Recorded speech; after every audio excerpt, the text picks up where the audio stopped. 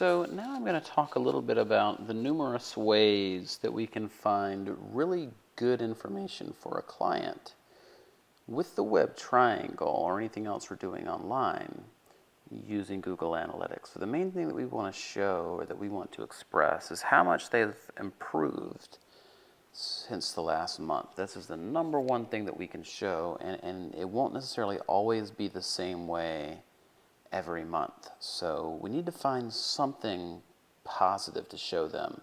So here are a few different techniques.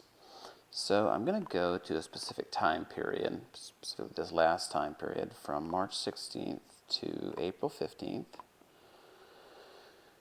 And this doesn't really tell us a whole lot all by itself. We have to compare it to something to make it make sense. I'm going to compare it to the previous period, which chooses the same number of days from the previous period. I'm going to click Apply, and this gives us a graph. Now what this shows us is that the number of visitors is 14% less. Not a good thing. The number of unique visitors is 9% less. Uh-oh. This looks very, very, very bad. However, the number of new visits is a 7% increase. That is a very, very good thing. So I'm not even sure what the difference there is, but just know that that is a very good thing. So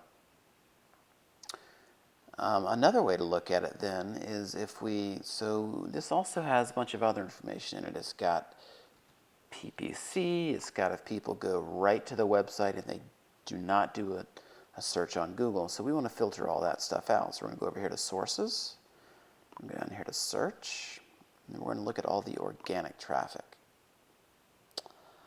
Well, that gives us some even more information. This shows us the percentage of new visits is up to 13%. So wow, that's even better. So we can show there was a 13% rise in the percentage of new visits between the last time period. Now there's another way to do it as well. We can go here to an advanced search, and we can take out all of the words that have to do with the name of the company and the website because, honestly, that doesn't have much to do with our efforts if people already know the name of the website. So we want to take that out. So we're going to go here to Exclude keyword that contains, let's say, Sparkle Time. And we'll do a few more. We'll choose a dimension with a keyword. Remember to put in excludes sparkletime.net. That's another word that people look for and that they search for that we're not really interested in. We want to try to filter those out and see what our results are. Exclude one more. Some people might look for sparkle space time.